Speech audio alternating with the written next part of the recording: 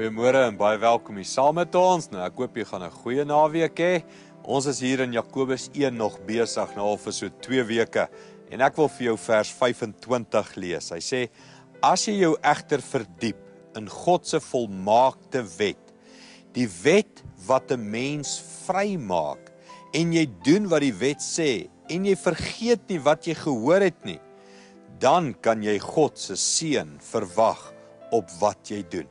Hierdie skrif gaan oor hoe belangrik die woord is. As ek en jy diep in die woord inkyk, as ons hom nie net so vinnig lees en aangaan met ons dag en nie onthou wat ons gelees het nie, dan sê hy kan hierdie woorde, die Bybel, die skrifte van God, kan 'n verandering in jou lewe bring. Hy praat van die verandering, hy sê die wet wat jou kan vrymaak. Ek dink nie ons dink baie oor wat beteken dit om vry te wees nie.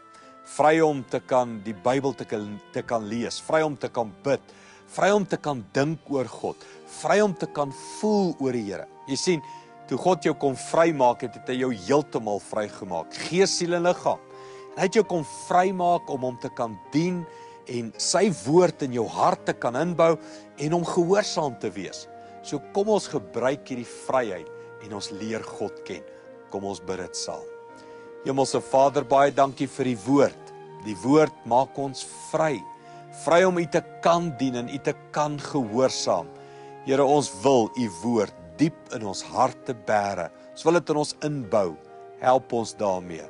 Ons vra dit in Jesus naam. Amen. Goed gaan en sien jou weer môre.